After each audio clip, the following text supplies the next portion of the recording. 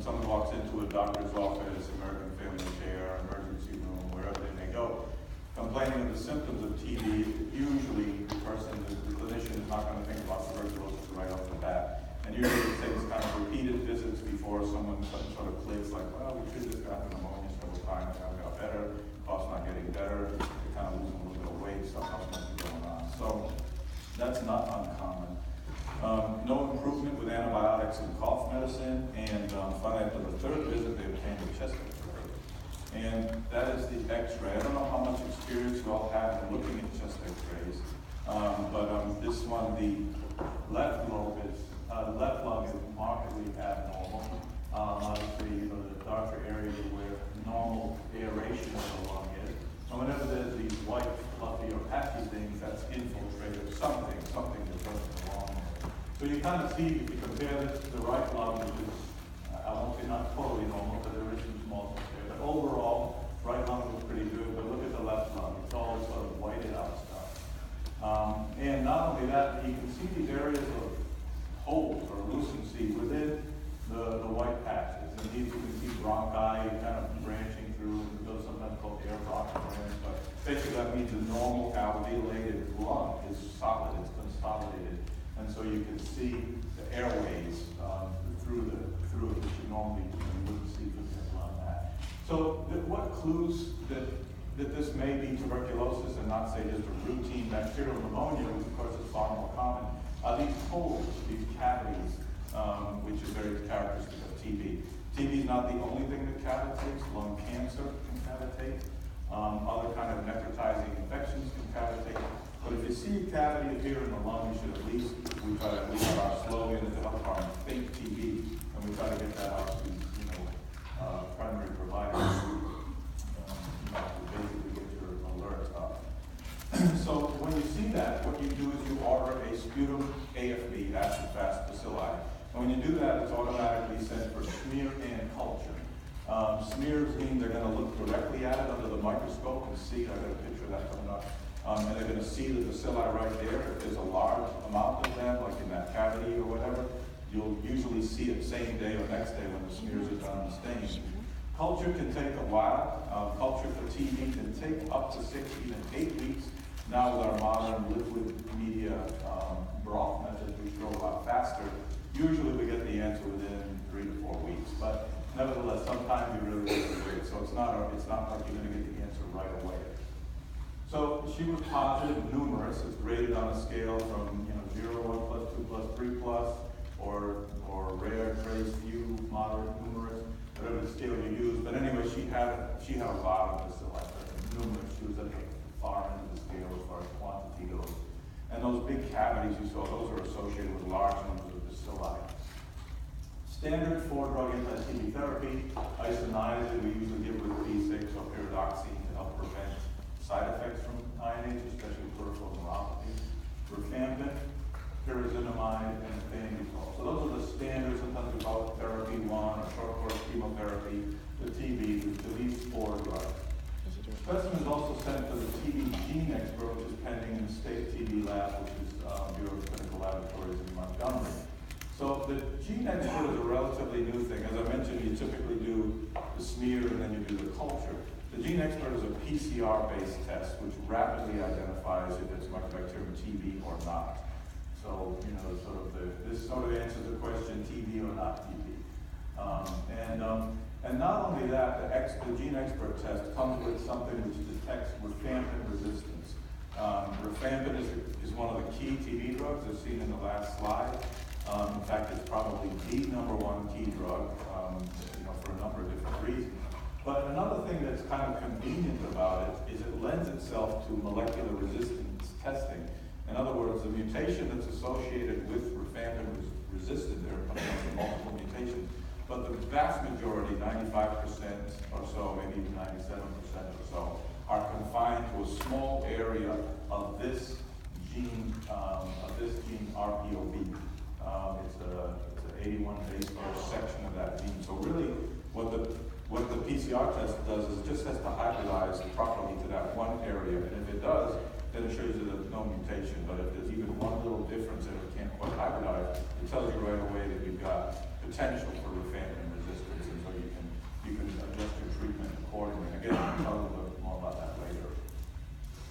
And if this is present, it's highly suggestive of MDR-TB, multi-drug resistant TB, which is much more difficult to treat. And again, I'm going to mention more of that later. So, active TB disease treatment, as mentioned, short course chemotherapy or therapy 1 protocol. It's a total of 6 months, which we break down into an intensive phase and a continuation phase. Intensive phase is these 4 drugs as mentioned. And then the continuation phase, we like to tell patients this because when you're first starting them on meds and you have all these 4 drugs, you know, they're taking literally handfuls of pills. And then they sometimes look at those pills and they say, oh, you're going to have to take these for 6 months. Well, the good news is once they reach the continuation phase, it's just 2 drugs. And those 2 drugs are even co-formulated into a pill, so you can actually just take 2 pills. And if you're doing it intermittently, then you have to take 3 pills, so 3 or 4 pills. You know. But anyway, it's much reduced during the continuation phase, so we kind of tell patients that. And again, maybe given daily or intermittently, which intermittent is twice or thrice weekly. No, I don't think I was going to mention that. Should have mentioned this on the slide, but intermittent therapy is one of the, maybe on a later slide, but it's one of the cornerstones of successful TB treatment. First of all, it works as good as daily. You have to adjust the doses, not surprisingly. If you're going to give it twice a week or 3 times a week, you've got to give higher dose than if you were giving it every day. But the point of the intermittent therapy is that, first of all TB patients are treated under DOT, directly observed therapy. So we actually, it's a unique disease, and I'm not aware of any other disease that does this. We actually have a caseworker assigned to every single active TB patient. That caseworker meets with the patient every single dose in person and wants them to take their dose. So they know that the person has taken the dose and kept it down. Usually it's supposed to stay for a few minutes after, make sure they haven't cheeked it or spit it out or vomited it out. Because the reason that this DOT has found to be essential is that, you know, many patients don't take their medicines properly. I mean, you know, big surprise. You know, how many people with diabetes have A1Cs of 10 despite being on meds for a while, or hypertensive patients have blood pressure of 200 over 110, and they're supposed to be on 3 different antihypertensives. So you see that all the time in medicine, and TB is no different. So, but the problem is if you've got incomplete, improper taking of the TB medicines, not only do they fail treatment, but they develop drug resistance. And TB, because it's a public health concern, it's spread, and it's spread just by coughing. So just coughing aerosol, you're going to see, can spread tuberculosis. So, you know, just to use a quick example, we had a guy up in North Alabama had a highly resistant strain of tuberculosis. Refused to take treatment. He said, no, leave me alone. I live in a trailer home in the woods with my wife. She's fine with it. We're just going to stay here and be by ourselves. And I'm going to die, whatever. I don't want to take all these medicines. Fine, he has the right to do that. So he was at his trailer home and all of this kind of stuff. Well, it just so happened that the TB worker happened to walk into a Waffle House or a McDonald's or something like that. There he was sitting there reading the paper, drinking a cup of coffee. So here's this guy with this highly resistant TB strain, which he refused to take medicine for, sitting in a McDonald's and putting everyone at risk in the place. So that's why TB therapy needs to be given supervised and, you know, made sure that they take it properly under DOT. And the intermittent part comes back to, it's much easier for a caseworker to meet with that patient twice a week or 3 times a week than it is every day. I mean, no surprise there. So especially if you're going to do it for 6 months period. Again, these are the 4 drugs. We sometimes just say IRZE or right. You'll hear this term used a lot. People just like to say right. This is about protection, recognize it, so transmission, it's generated by these aerosols, so-called droplet nuclei. Droplet nuclei are things that cough and mixture of bacilli with just the right amount of mucus that gets coughed into the air that remains buoyant. So when somebody coughs like this, probably it is me, I don't know, but it shows a sort of a shower of what comes out. It's not, and it sounds kind of gross, but you know, if somebody coughs and you see stuff fly out of their mouth and land on the table, that's not the stuff that infects people, because that just, you know, whatever, you might get the flu that way or something, but you're not going to get TB that way. It's the more invisible particles that are like just a few microns in diameter, which are just enough weight and size to remain buoyant in the air. And they can hang in the air, especially if it's stagnant air with low UV light or whatever. They can remain in the air suspended for like 20 minutes or even longer. And so you just come along and you breathe in, and those particles go down, deposit in your alveoli with the bacilli there, and then suddenly your immune system's in the battle to see who's going to win. That's how it's spread, truly through the airborne route on these droplet nuclei. It's affected by the case characteristics. So, for example, that girl we just saw with the big cavities, she would be highly infectious. So if you were her college roommate, you would almost certainly become infected by her because you'd be spending a lot of time with her. Contact characteristics. If I had TB and I spoke to you all for an hour like this and I coughed a few times in a lecture, probably none of you would get it. This is a big, open, high-ceiling, well-aerated room. So I would probably not be able to transmit to anybody, maybe not even in the front row, but just because of all of this air. UV light is also very important. UV light is very tuberculocidal, germicidal. It does take a little bit of exposure. It doesn't just happen in a second, but if you've got a good bit of UV light, like especially outdoor setting or something, it'll kill the bacilli pretty quickly. And then, no surprise, the duration of exposure. When we had a case of TB, most common people who are infected by that person tend to be family members, so close social contacts, family members, coworkers, extensive social exposure. And then here's something else. Most persons exposed do not become infected. So I think I already talked about that. Sort of summarize. And this is sort of an illustration. This is a bronchial wall. This is a bronchus, peripheral bronchus or so. I think from the trachea to the alveoli, there's about anywhere from 23 to 27 orders of branching before you reach the alveoli. But this is a bronchus somewhere along that pathway. And here's a big cavity, which is in the alveoli, in the, that spongy parenchymal lung, if you've seen that in the pictures or anatomy class or something like that, which surrounds the bronchus. But this starts as a nodule. It starts with an inflammation with all these kind of white blood cells. These are T cells, there are macrophages, monocytes, there's some NK cells, natural killer cells, there's even some B cells here. But all of these cells are at war against the inflammation that's going there. As the ones on the margin join the battle, they're often killed. They engulf the bacilli, they're killed, and there's this sort of battle between the bacilli and the immune system. So you can see these little lines into the bacilli. But ultimately, this necrotic process that's in the lung parenchyma, the alveoli, erodes itself into a bronchus, some level of a bronchus. And now you've got communication with the tracheobronchial tree, and see these bacilli that are there. Now those are very ready to be coughed up and put out into the air. So as I said, not everybody, in fact most people who get exposed do not get infected. So exposure to infectious patients, only 30% of people actually get infected. And as mentioned before, that's going to vary depending on what your contact situations are and all of that.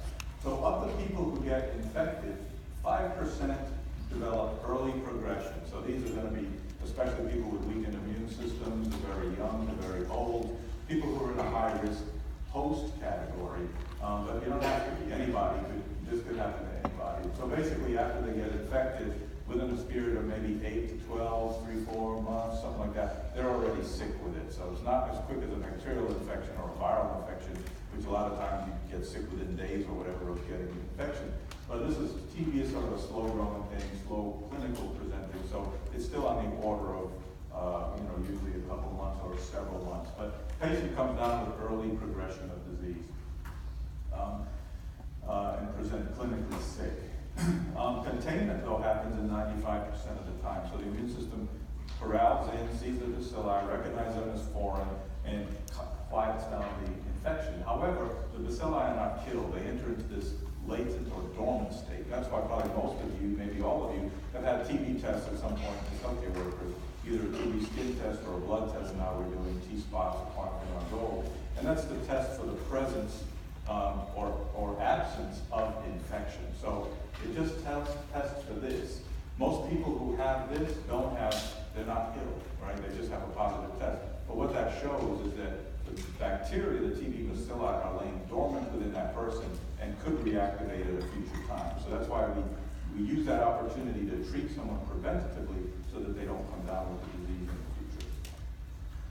And again, the other 5% who get sick are what's called late progressors. And this late progression can be anywhere from 2 years to 80 years. So, someone can get infected, just like I mentioned, that dormant state can go on a very, very long time. So someone could be infected as a child from, say, an adult in their household. Their immune system take care of it. They go into this infection but contain it. And then when they're 80 years old, they're just from either immune senescence during old age, or maybe they've got some condition that requiring high doses of steroids, they're on methotrexate, they're on a TNF inhibitor for rheumatoid arthritis and Crohn's disease. One of these things will suppress the immune system.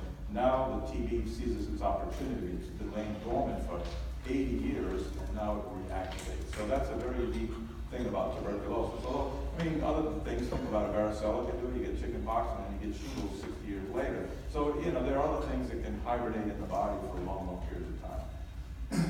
But TB is one of them.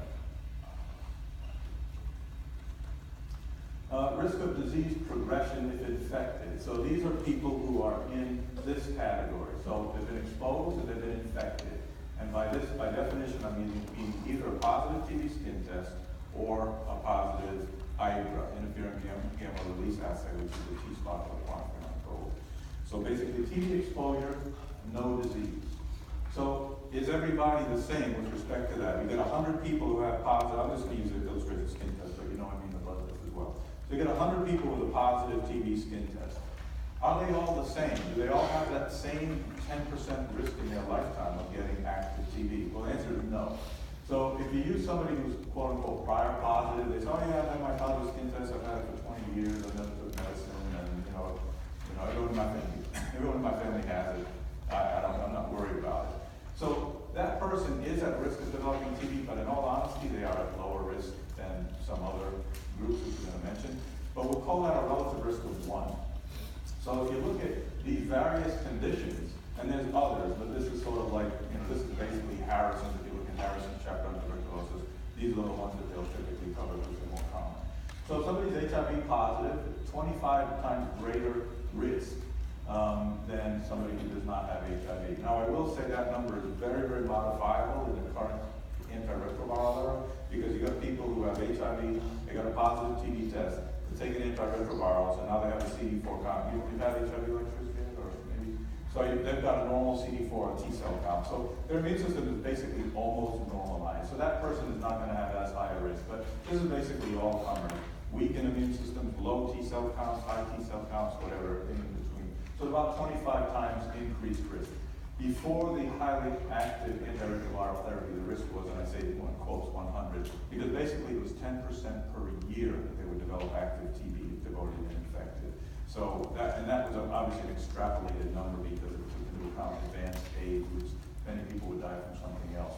But anyways, basically, if somebody is infected with TB and has advancing HIV, they're guaranteed to develop tuberculosis if they live long enough. Immunosuppressive treatment, anywhere from 20 to 70, it depends on what that treatment is. It could be some prednisone at 20 milligrams a day. It could be methotrexate. It could be Imuran. It could be cytotoxic chemotherapy with multiple agents that you may have heard about SHOP and stuff like that.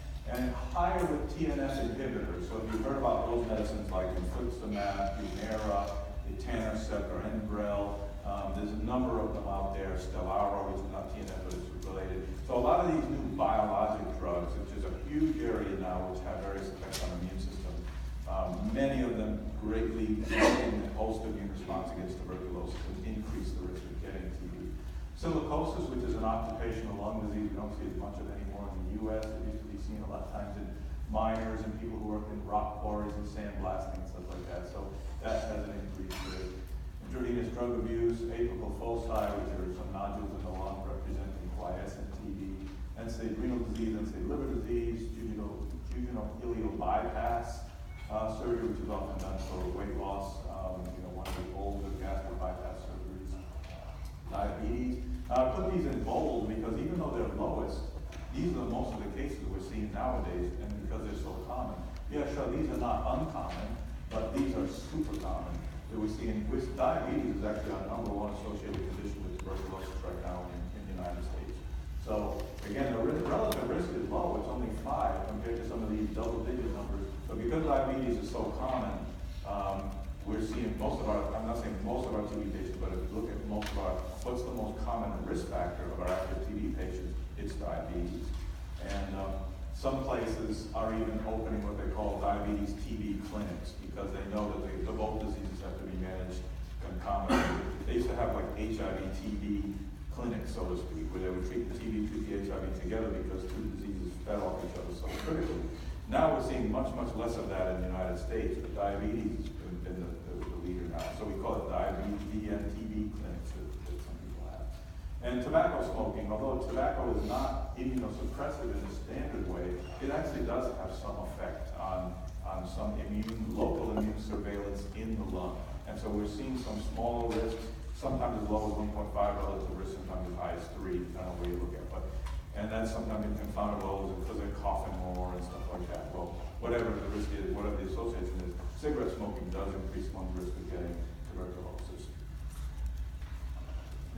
So it's worth taking a moment to really be clear on this point, because I would say in the clinic, this is probably the biggest issue that people are not clear about. So there's infection with disease, and there's infection without disease. Just think of it in that binary kind of a thing.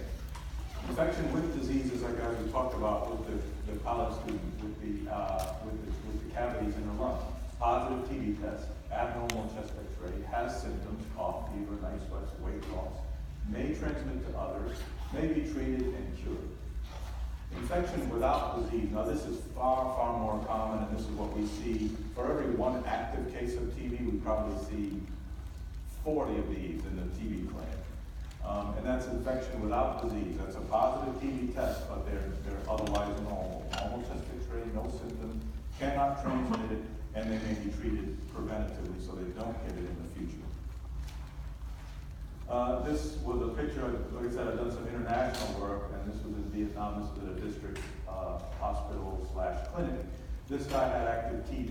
He had a big cavity in his lung, and he was on treatment for his active tuberculosis, multiple drugs. This is his daughter. And in a lot of places in the world, this cannot be done because of limited resources. But in this particular clinic or health center, they were able to do that, which is screen family contacts of an active case. So they would bring in the family members, not as expanded as what we do here. If we got somebody with TB here, like if someone in this class had TB, we'd skin test every one of you. And it's happened before. We've had to do that on a college campus numerous times. Some of you may remember just a year or two ago, there was a case of TB in the Homewood High School, and we tested the entire school. Now that was way overkill, and I think a lot of it was the school staff wanted to make sure that they dotted every I, crossed every T for people who would be watching closely, but literally we tested the entire high school because of one active case. So, but like I said, in some limited resource settings, they can't do testing that broadly, but at least they test the family. So she actually has a very positive skin test. I don't know how well that shows up there. Actually, a blisteringly positive skin test. Notice it's a little different. They do their tests on the dorsal aspect of the forearm. We do ours on the volar aspect. But nevertheless, the principle is the same. And hers is strongly, strongly positive. What you don't see in this picture is on her right side of her neck, she actually had enlarged lymph nodes. Now, she did not come in complaining of that. But when she was assessed at this district health center, when they felt here, they noticed some swelling, some swollen lymph nodes. And when she had a chest X-ray, she actually had collapse of part of the right upper lobe from a lymph node pressing on her lung inside of the chest. So although she was asymptomatic and she was just brought in as a contact to her father, who was smear positive, highly infectious, turned out she also had active disease. So instead of getting preventative therapy with one drug, she actually wound up taking 4 drugs as well. This is a TB skin test. You got to look at the delayed type sensitivity reaction. As far as immune reactions go, you have to wait 48 to 72 hours after you place it to read it. So the person has to come back, or you have to go see the person or whatever. You measure only the induration, not the redness. Some people get a big red patch, but that's not what counts. It's what you can feel. And some people will say the way you know how big it is you close your eyes and you run your finger over it, and what you can measure, what you can feel, that's the size of the skin test. It's not the redness that you can see. And you record the reaction in millimeters, and they have cutoffs 5 millimeters, 10 millimeters, 15 millimeters. For the most part, people are going to be 10 millimeters. Everyone in this room is 10 millimeters. If you were to get your TB skin test, 10 and above, because we're healthcare workers, would be considered positive. So that blood test I told you about, these are relatively new, but they've been around a little while now. IGRAs, interferon gamma release assays. So, and again, these are the equivalent of the TB skin test or the PPD test. And they offer several advantages over the traditional TB skin test. It's a single blood draw, so you don't have to worry about them coming back in 2 or 3 days. There's no cross-reactivity. To me, this is the greatest value of it right here. No cross-reactivity in BCG vaccinated people. So BCG is a TB vaccine that's used around the world to prevent against TB. It's obviously not perfect by any means. It protects babies and young children very well, but it really doesn't make much of a difference once someone reaches adolescence or adulthood. But nevertheless, it will cause a positive TB skin test if somebody's had this vaccine in many people. And so you don't know if somebody's positive skin test is related to the BCG vaccine or whether it's related to true TB infection. But these blood tests can differentiate that because they only respond to antigens that are in Mycobacterium tuberculosis and not, this is a live attenuated vaccine. It's called Bacillus of Calmette-Guerin after the guys who developed it. But it's a weakened strain of Mycobacterium bovis, which is one of the MTB complex. I don't have to worry about all that. But anyway, it's a weakened live strain, but it does not have the antigens present that are in Mycobacterium tuberculosis. So you're not going to get a cross-reaction. Not only that, it has less cross-reactivity with other non-tuberculous mycobacteria, also known as environmental mycobacteria, such as MAI or MAC, Mycobacterium avium complex. And it's more predictive of PPD, more predictive than the PPD, and those at risk to develop active TB in the next 2 to 3 years. And it's more sensitive in immunocompromised persons. So some people are going to be anergic. Some people are going to be anergic, which means their immune system doesn't respond, like say an advanced HIV patient or someone who's on a TNF inhibitor. So you're not going to know if their skin test may be negative, but they still may be infected. So the IGRA is a little better than that. Even though they're still not perfect in that setting, they're better than the skin test. The disadvantages of the cost, they do cost more than the skin test. They do have their indeterminate or borderline results requiring repeating the test. You can get false positives, which are more commonly seen in low TB risk and prevalent settings. And false negatives can be seen just as with the PPD and a higher risk of that with immunocompromised patients. So treatment for latent TB infection. And again, like I said, we do this 40 times for every, and that's just an estimate, but we do this 40 times for every time we see a live active case of TB come into the clinic nowadays. So the options are isonize it for 6 months, possibly 9 months, depending on the setting. Typically that's given daily. We don't do much of this twice weekly directly observed. We have certain special situations. But pretty much, somebody has a positive TB test, we give them a bottle of INH, it's got 30 tablets in it. We say, take this every day, come back in 1 month and get your refill. And that's usually what's done, and that's done for 6 months. Rifampin is an alternative. It can be given for 4 months, and it's probably a little better tolerated than INH, and not only that, of course, it's of a shorter duration, and it's pretty much equal efficacy. This is sort of the new kid on the block with regards to LTBI treatment. It's called 3HP, which stands for 3 months of H, which is isoniazid hydroxyzitradine, and rifapentine, which is the trade name is Priftin. So 3 months of this, or 12 weeks of this, once a week. The only catch is that you have to do it directly observed. So typically that means the person has to come into the clinic, the nurse has to give the medicine, observe the person taking the medicines, and then they leave. There's currently a study looking at self-administration versus direct observation of this to see if it's as effective, which basically is going to be assessing how adherent people are. We know it works. I mean, there's no question it works. It's been studied. The question is, will somebody take it properly? Because again, it's another handful of pills. It's something like 9 pills or whatever that the person's going to have to take once a week on their own.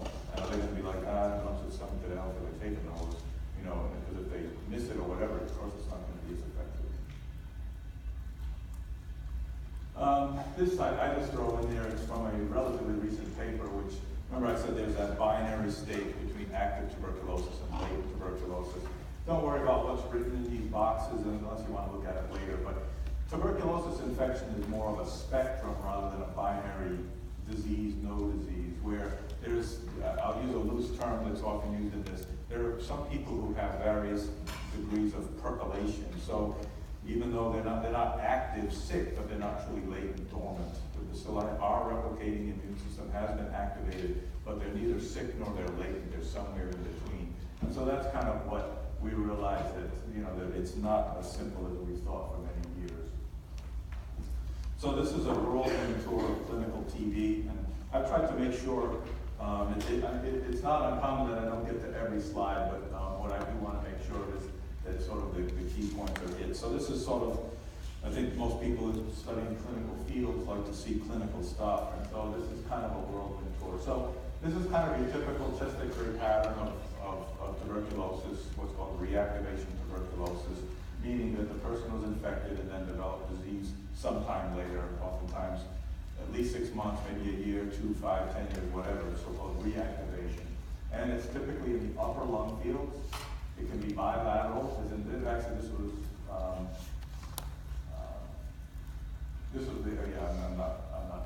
I need to be careful because I don't want to say anything that's revealing of identity, but this person identity wasn't revealed. But this was the Homer High School case, so this was bilateral upper lobe infiltrates, and some areas there you can see lots of little holes that are there. And so this is kind of a typical pattern of tuberculosis. This is another one, came from the county jail downtown, left upper lobe infiltrate. I don't know how well you can see, but there's suggestion of some early areas of cavitation there. But again, notice the upper lung field predominance. That should always be a little clue. Could this be TB? That's the one we saw earlier, the college student with the multiple cavities. And then this is another one with a cavity. This is sort of nodular appearing, large, sort of nodular mass-like opacity with central lucency or cavitation. And there's a little spread down there too to the left base. When you see this chest X-ray coming into the hospital or clinic in the United States today, the differential diagnosis is cancer, cancer, cancer, cancer, and then TB, fungal infection, bacterial pneumonia, lung abscess. So when you see this, I mean, of course I want you to take away that cavity. TB can cause cavities, especially in the upper lung field. But TB is at an all-time low in the United States now. Cancer, of course, is it's always on the rise, so until cigarette smoking and all that becomes curtailed, we're going to continue to see more and more cases of lung cancer. And lung cancer can cavitate, so it's important to keep things in perspective. This is, so there's a, see the projector really well. So there's a cavity up there in the left upper lobe, and there's also an infiltrate there down into the left lower lung field. That's okay. This is a guy who was an inmate in one of the prisons. So this was an HIV positive case and large lymph nodes. And he was begun on both antiretrovirals and TB therapy and developed this thing called an iris. Not important for you to know that, but it's an immune reaction which happens when someone's immune system is recovering, and then they make this inflammation which can be very pronounced. Lymph node, lungs, skin, anywhere. That's what TB looks like on pathology. Again, here's that sort of spongy, alveolated parenchymal tissue where gas exchange takes place. And you can see the term caseous necrosis came out of this. It's sort of the early pathologists noticed that this was sort of curved-like or cheese-like. And so that's kind of what this looks like. And you can see it sort of softening and breaking down in the middle. So this was probably starting to liquefy, enter into a bronchus, and this, I don't know if it was removed from a autopsy or whether it was surgical resection, but if this person had stayed on a little longer with this process, it probably would have developed a whole cavity there. That's obviously a resected lung, possibly autopsy lung, but you can see these diffuse nodules, solid nodules develop throughout the lung field.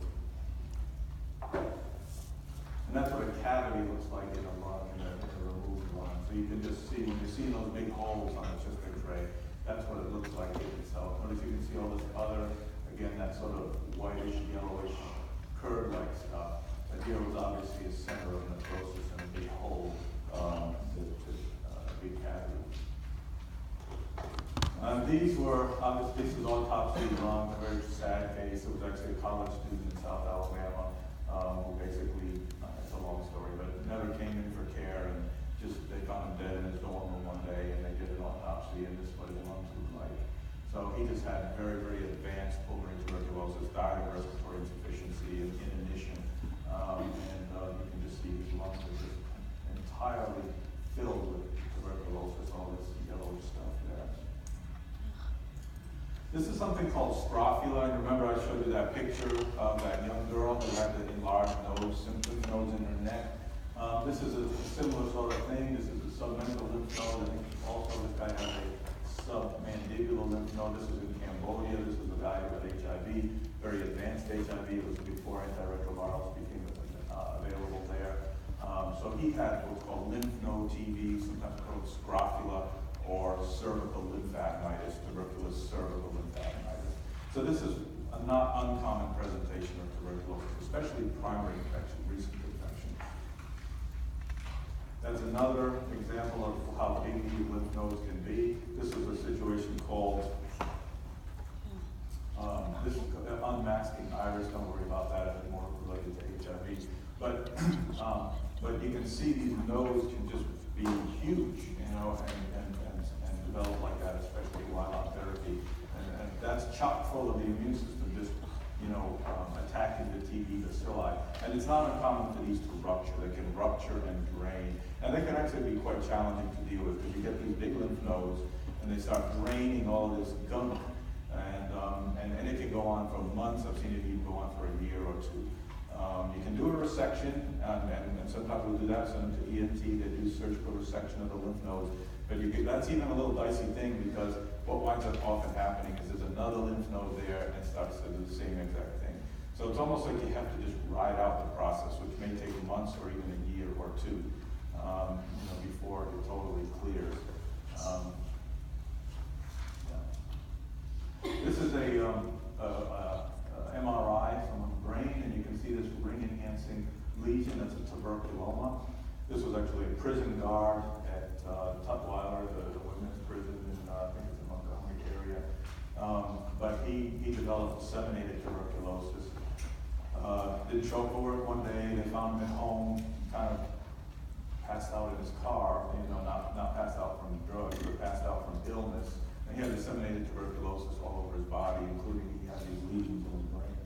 Yeah, there's another one that's not ring enhancing, just a nodule. So he had also advanced HIV, and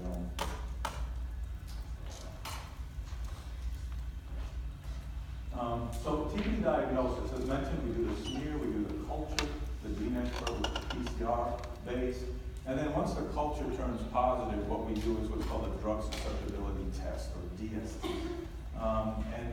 The reason we do that is we want to make sure that our standard 4 drugs that we're using work, because if they're resistant to any of those drugs, the combined 4-drug regimen is either going to be compromised or ineffective, completely ineffective. So that's why you really need to know. And there's a phenotypic and a genotypic. Phenotypic means what is it actually doing? So what do you observe, with the behavior of the bacteria? So that's plated out on media. It can be solid media, it can be liquid or broth media containing the drug. And basically you see, are the bacilli able to grow in the presence of drug or not? So obviously if they're growing in the presence of the drug in the media or on the media, you know that the bacilli, that strain is resistant to that drug. Whereas if you see no growth in the presence of that drug, obviously you know that drug is killing the bacilli, not allowing them to grow.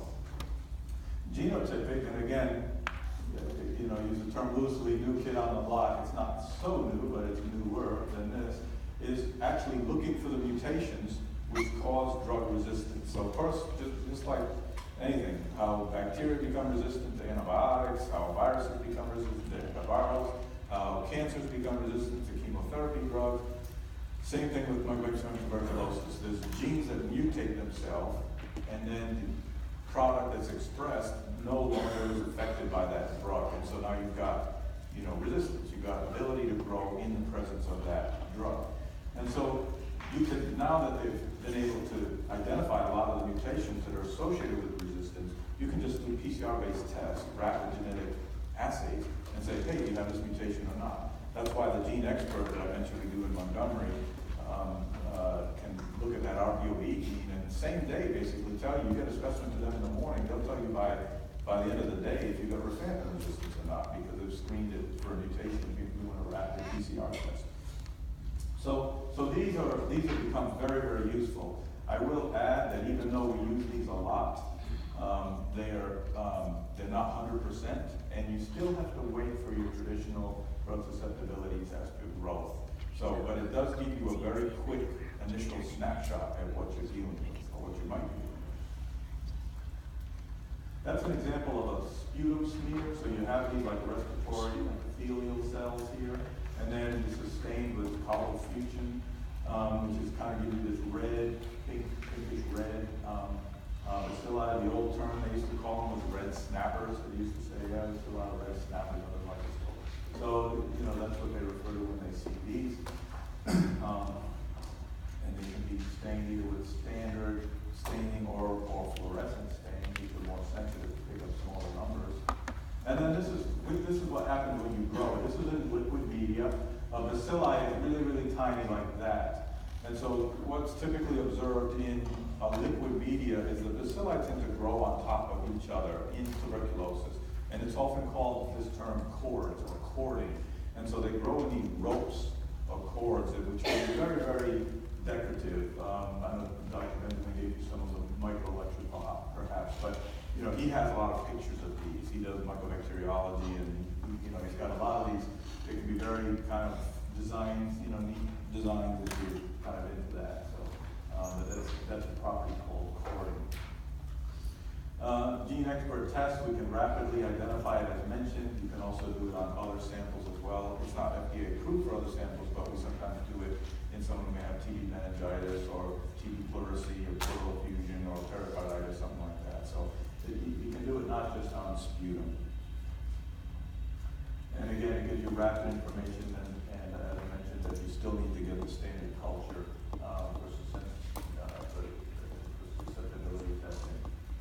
That's when you see when you do a biopsy of tissue that's inflamed by tuberculosis, you see what's called a granuloma, which has necrosis on the inside of the sort of periphery or rim of giant cells that you know, the necrosis is caused by the immune system attacking the bacilli and dying in the battle. And so you see this. And the reason it's worth saying is because there's some diseases, most notably sarcoidosis, which is characterized by non-caseating or non-necrotizing granulomas, where basically in the central area you just see cells. You know, you see compact, sort of nice nests of cells, and that can help you distinguish the diseases, although it's not 100% absolute. So, again, just a real brief mention about this, because it comes up with healthcare workers. How do you protect yourself against tuberculosis? What do you do if you think someone might have TB? The guy's coughing. Sorry, I actually don't have slides to mention this, but there's certain risk factors for who may have tuberculosis. So when somebody walks in the emergency room coughing and has some abnormality on their chest X-ray, if they have a history of homelessness, incarceration, any sort of congregate living setting that they've had in the past, foreign born from a country of higher endemicity, any history of tuberculosis in their family that they may say, oh yeah, my father had TB when I was a kid. Anything like that puts them at increased risk of having TB when they come in. So, you know, what does the hospital do? What do doctors do? So there's basically 3 levels of defense in the hospital. Administrative controls, which basically boil down to training the healthcare workers so you know how to recognize it and quickly put them in respiratory isolation, quarantine, if you want to call it that. So basically they cannot infect anybody. They're not just laying on a gurney in the corridor or in the room where a bunch of other people are. Environmental controls, so that's now that they're in the room, you know, TB can still get out of the room every time the door opens or whatever. TB from their, you know, coughing air, buoyant droplet nuclei can get out. So you've got negative pressure, you've got air exchanges, you've got UV irradiation within the vents, and all these things work together to help kill the bacilli so that there's minimal risk of putting bacilli in the air, especially out in the hospital corridor. And then respiratory protection. I think most of you probably know about that one. We wear a mask. We put on. When I see someone coming into the TB clinic, and I already see they got a big cavity in their lung, the first thing I do is I reach for the N95, which filters out 95% of infectious material, buoyant nuclei, and I put that on, and so then the patient comes in the room. We have some air ducts, and you stuff also. But when I see their X-ray, if there's any suggestion of that they may have active tuberculosis, we immediately put that on. We used to do this fitting of the mask, because everyone had a little different face confirmation to make sure you get a real tight seal, but I haven't seen that done in a long time. How much time do I have? 10-2. 10-2, okay, so I got a couple of minutes. So, like I said, I often don't get to all the slides, but let's kind of whirlwind say a few things. So, TB has been on the decline for a long time. Public health measures, discovering the TB bacteria, doing the TB test to isolate infected persons, and then TB treatment began in like 46 with the discovery of streptomycin. So you can see with public health and then chemotherapy, you can see the rates have continued going down. Robert Koch, who was the one who first discovered the TB bacillus, got a Nobel Prize for it before they thought it was actually a familial inherited disease. And that was in 1882, I believe. And this was sort of about his history. He did a lot of things on anthrax, cholera, and stuff, and got the Nobel Prize. This is a sort of a zoom-in snapshot to more recently, from the early 80s to mid-2000s. And there was this bump upward. And that happened for a number of reasons. That's when HIV came on the scene. There was a lot of homelessness, a lot of shelters in some of the major cities. But probably the biggest reason was a drop in funding. The funding for tuberculosis got less and less, down to $4. I don't know what that is, per capita or whatever. And then they weren't screening as well. And they were also sitting on those other risk factors. And so you had this spike up in cases, which again, once they recognized it, they invested the money back, and then they brought the cases back down. Alabama, we did not get that blip because we never withdrew the funding. It was before my time, but the physicians who were doing TB in the state back then, they kind of lobbied the government and said, hey, look, yeah, we got all-time low cases in the early 80s, but if we remove funding, it's going to jump back up and bite us. And the government at that time listened to them and said, okay, we'll keep the funding. And so here in Alabama, we did not get that upward blip that most of the country did. And the state is broken up into public health areas, and so Jefferson County, we're area 4.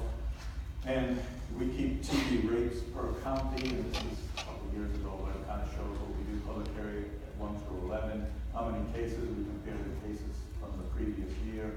And not surprisingly, some of the big cities is where you get the most cases. Huntsville, Birmingham, Montgomery, Mobile. St. Clair is sort of a rural county, but we always see a lot of TB, and this big bump was because they're operating in the prison in St. Clair.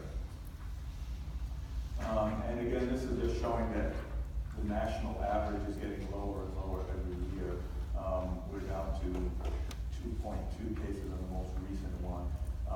And really it's these 4 states make up half the cases. Florida, Texas, California, New York. Those are the really big states. And probably a big reason for those is because they have a lot of people coming in from other countries with high endemicity. So I think we're about at time. The only other thing I was going to say was a little bit about global TB, where you've got a lot in some parts of the world, in Africa, Asia, Latin America. The TB rates, you can kind of see numbers over 100,000 are much higher in other parts of the world. If you're interested in that, you can read this. It comes out every year, WHO Global TB Reports, and they kind of review all the countries and their statistics. And the only other thing I was going to say was something about drug resistance. So, well, it's kind of a big topic to get into at the end. But anyways, TB can become drug resistant. And it can be, I didn't mention it at the time, but that college student had drug resistant TB. Once we got her genetic stuff and then her regular cultures, she turned out to be resistant to multiple drugs. You can get primary resistance, which means when you first get sick with TB, it's already found to be resistant.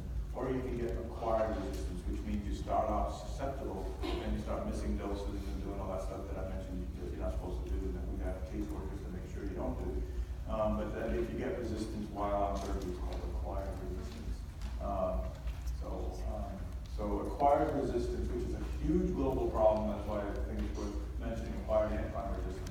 It's an indicator of inadequate underfunding of the TV program. So when I go to international TV meetings or national TV meetings, they have a lot of international ties. This is probably one of the biggest topics that's mentioned, is to how can you build up infrastructure in an area so that you can treat TB properly. These drugs have been around for 50 years, and we know how to cure TB with a 95% greater chance of cure success, and yet it's not being done. TB is still running rampant. It's starting to level off globally, but it's still very rampant. And we have the tools and the ability to do it, it's just not being done. So that's why this is a huge effort as far as a huge area of current TB interest, especially globally. So I guess I'll stop at that point and that's the yeah. Will the material that you did cover the inclusion text? No, I don't think so, right? I mean, won't cover, yeah, because there's some other slides that I didn't get to. But I think I've covered kind of the essence of the facts that you need to know. There's some other stuff that's kind of interesting about some outbreaks and whatnot.